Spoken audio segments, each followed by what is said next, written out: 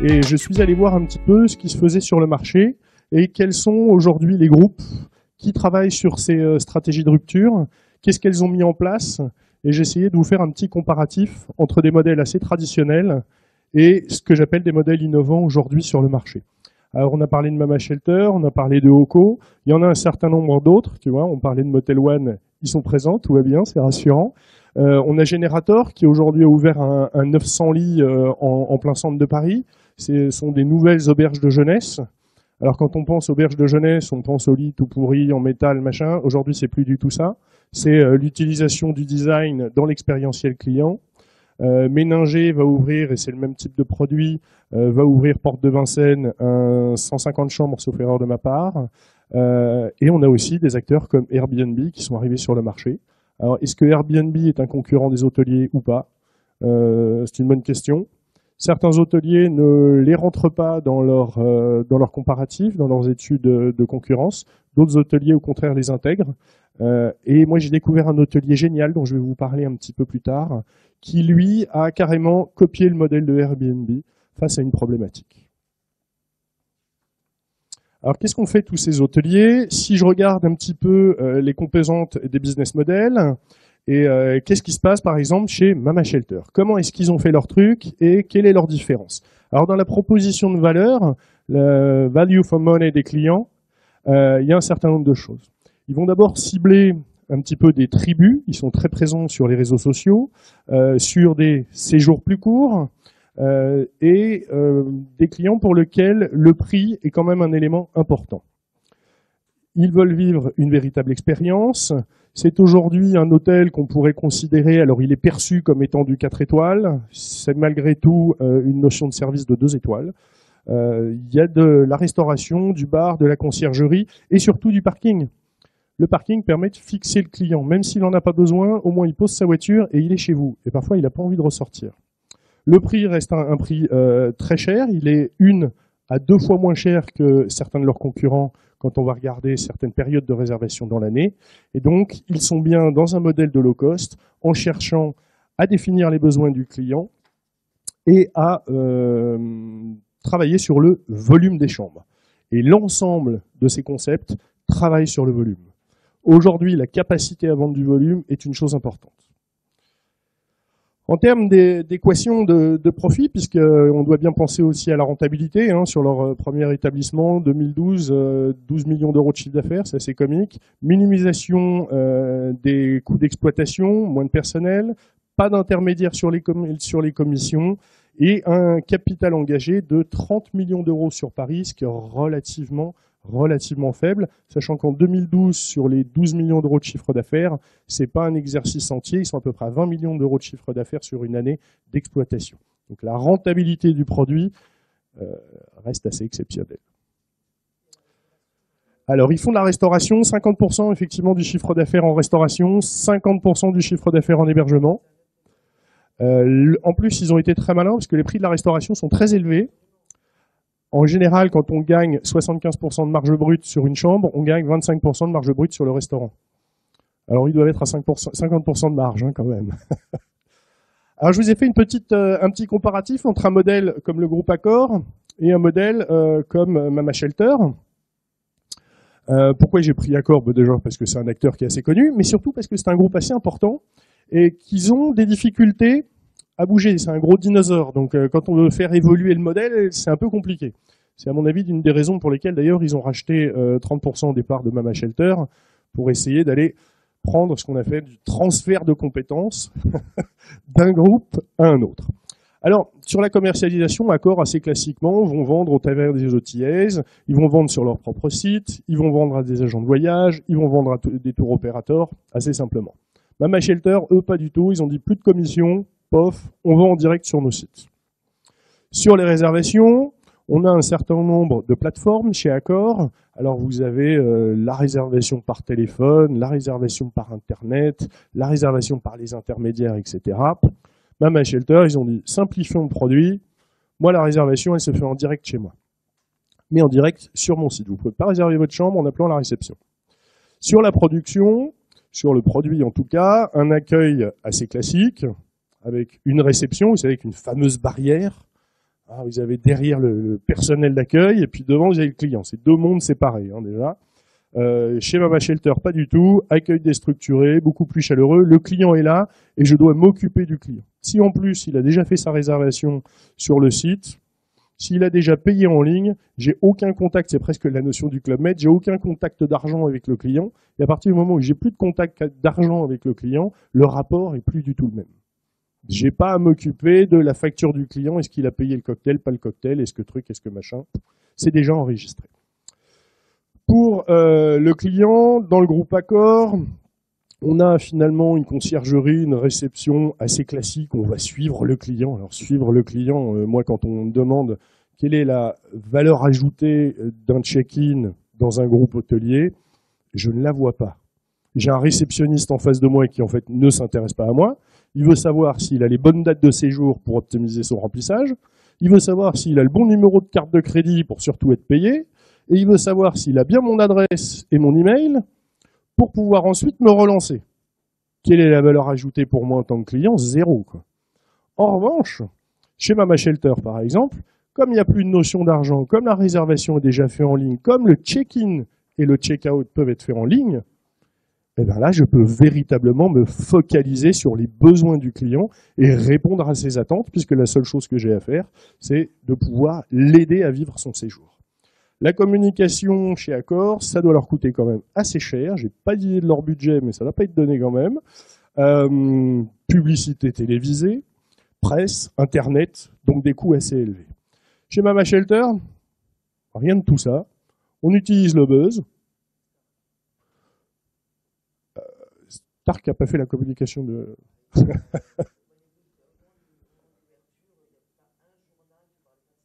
Oui, mais ce n'était pas c'est une forme de communication, mais qui n'était pas forcément payante. Ils ont utilisé quelqu'un. Ah bien sûr, c'est bien la notion de buzz et de marketing viral complètement. Ce qui permet de réduire les coûts. En tout cas, Vincent l'a eu. Il pourra donc, je vous laisse prendre contact avec Vincent.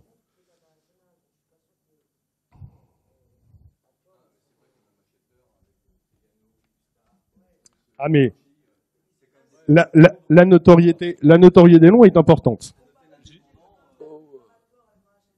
Ouais.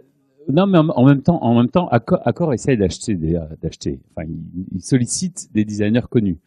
Et dès qu'il y a un jeune designer qui monte, ils essayent de le faire travailler. La seule chose, c'est qu'ils le font pas du tout travailler de la façon dont Mama Shelter l'a fait.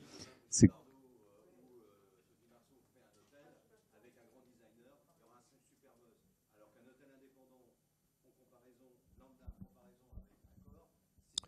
Mais justement, et ça, il faut pouvoir l'utiliser et l'adapter.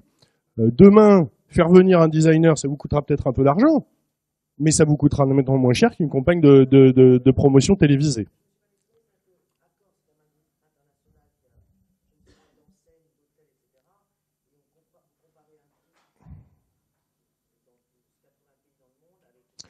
Ah oui, oui, non mais... Alors non, aujourd'hui ils ont un petit peu plus d'un hôtel avec des plans de développement assez importants et ils ont été rachetés par Accor. C'est justement bien la démonstration qu'ils vont chercher des best practices en rachetant leurs concurrents. Et ils l'ont fait avec Mama Shelter, comme ils l'ont fait avec d'autres concurrents. On a un autre modèle aussi, qui est le modèle de Oco Hotel, qui lui, comme le disait Vincent, s'est positionné sur une segmentation très pointue, clientèle exclusivement clientèle d'affaires. Hein. Aujourd'hui, vous êtes en famille, vous voulez aller chez Oco Hotel, vous serez pas forcément, votre réservation ne sera pas forcément honorée. C'est du 4 étoiles, centre-ville, une offre de restauration en libre service, et ce qui sous-entend qu'aujourd'hui, vous n'avez pas de facturation supplémentaire chez Oco Hotel. C'est du all-inclusive pour hommes d'affaires. C'est le seul, aujourd'hui, sur le marché à faire ce genre de choses. Là encore, une digitalisation du parcours client de manière à pouvoir offrir plus de convivialité et de simplicité sur le service. Et ce qui leur a permis aussi, en digitalisant le parcours client et en faisant des réservations en direct, comme le font un certain nombre de leurs concurrents, de pouvoir être jusqu'à 20% moins cher que l'ensemble de leurs concurrents sur le marché. Ici, un positionnement chez Oco près des gares, exclusivement près des gares, dans un premier temps, et un développement exclusivement dans les petites capitales régionales de type Nantes ou Grenoble. Un établissement encore un peu méconnu et des chiffres d'affaires encore méconnus, c'est un groupe qui est en train de se développer, ils sont à leur 3e ou 4e hôtel. Simplification, là encore, des coûts du personnel, réduction du personnel, service de réservation directe. Leurs hôtels leur ont coûté de 10 à 20 millions d'euros par établissement. On reste sur des coûts relativement simples. Et ils ont utilisé un certain nombre de montages financiers qui sont assez intéressants. Si vous voulez, je vous en parlerai au moment du break de leur montage financier. Alors, oui, bien sûr. Oui.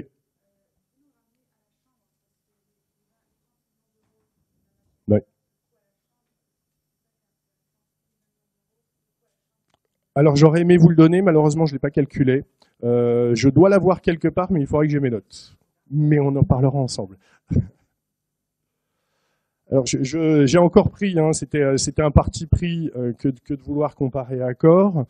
Finalement, on retrouve de manière assez sensible le même phénomène entre Mama Shelter et Oco si on les compare effectivement à des groupes qui sont effectivement pas forcément comparables, mais qui peut-être feraient bien de s'inspirer d'un certain nombre de modèles de ces nouveaux acteurs qui arrivent sur le marché et qui sont véritablement, je vous en avais montré un certain nombre, il y en a encore beaucoup d'autres, qui sont véritablement en train de percer sur le marché et qui sont en train de s'implanter sur le marché.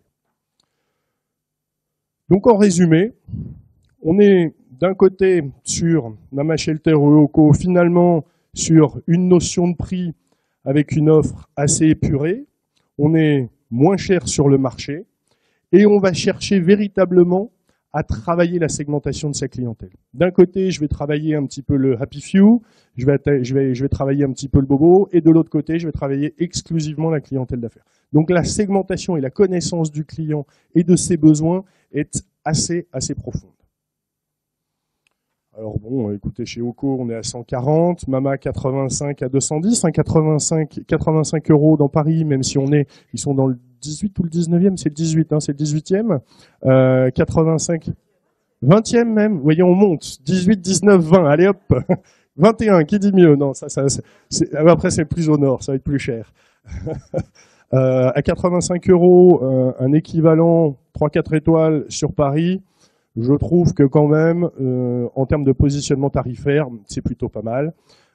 Pourquoi? Déjà parce qu'ils n'ont pas d'intermédiaire, parce qu'ils ont simplifié les services, parce qu'ils ont réduit un maximum les coûts de construction et les coûts de décoration. Donc on voit effectivement que la capacité à générer des nouveaux business models a bien été utilisée, bien été compris par ces marques, en additionnant à la fois des modèles de luxe et des modèles de low cost. Finalement, peu de services à l'intérieur de ces hôtels.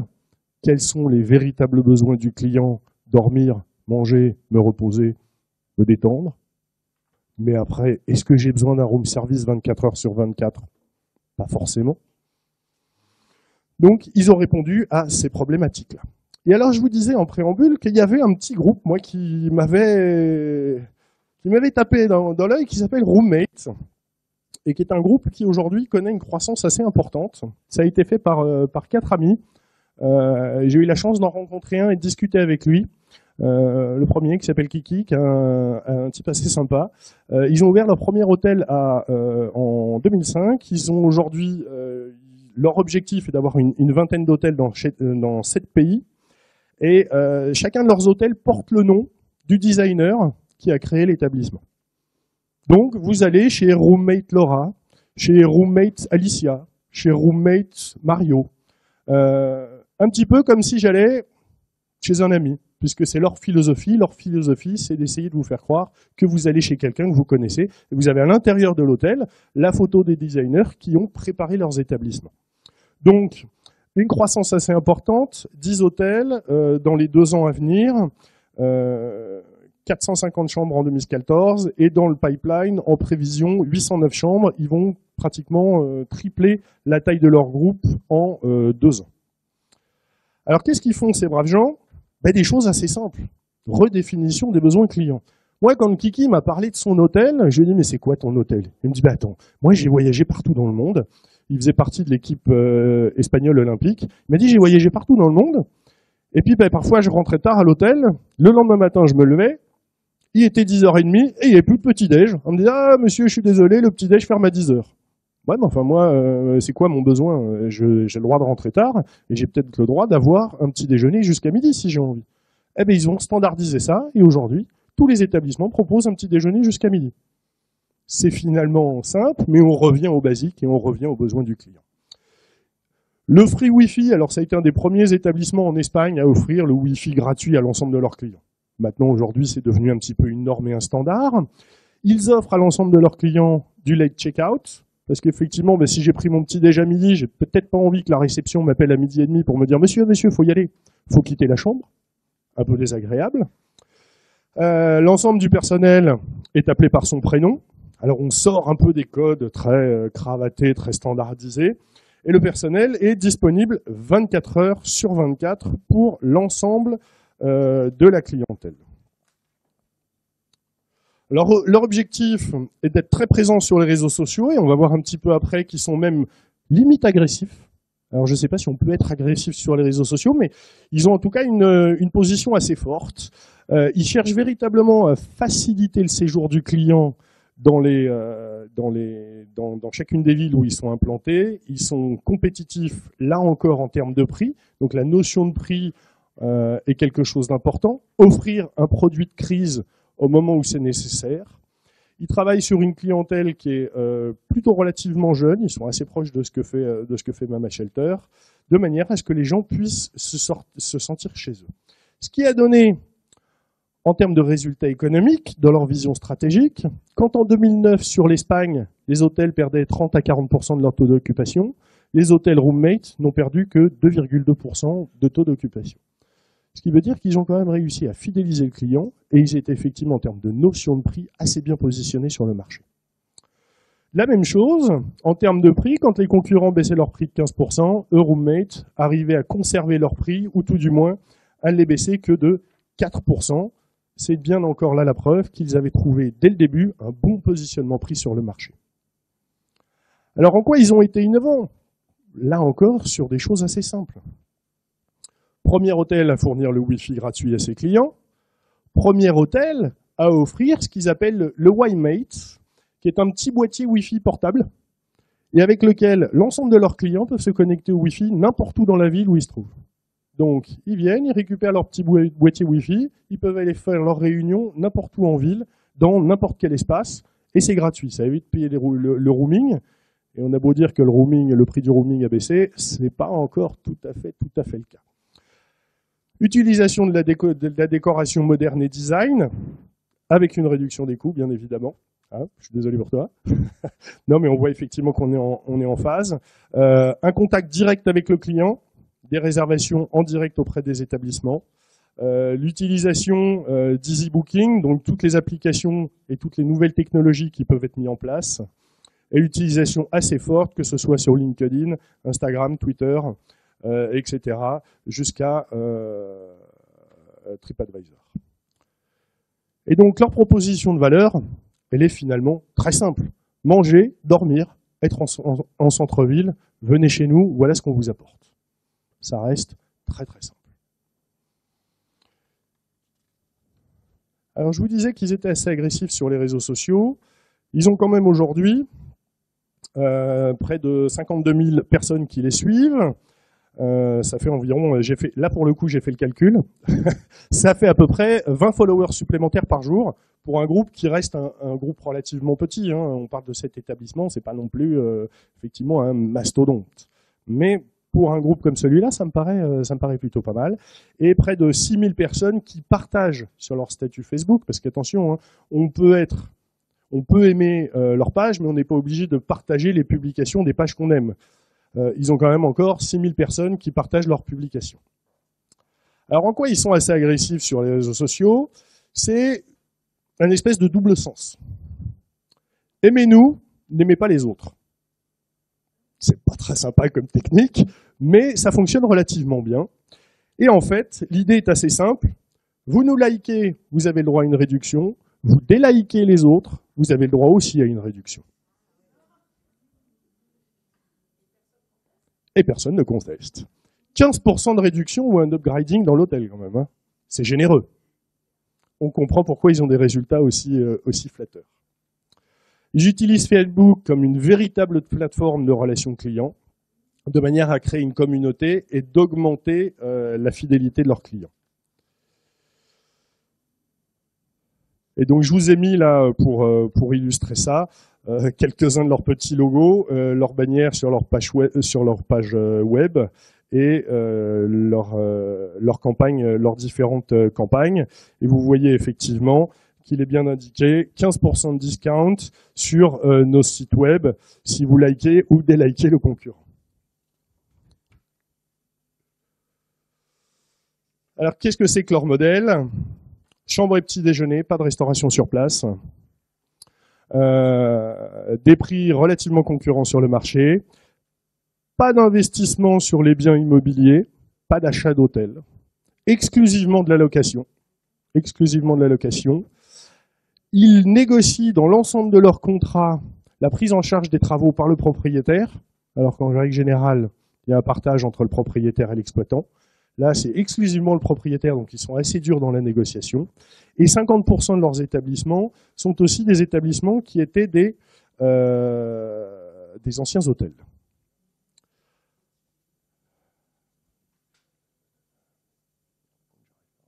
Alors il y a un point où je voulais vous faire part aussi concernant ce modèle-là, mais je ne l'avais pas écrit et puis il m'a échappé. Bon, s'il doit me revenir, je vous en prépare.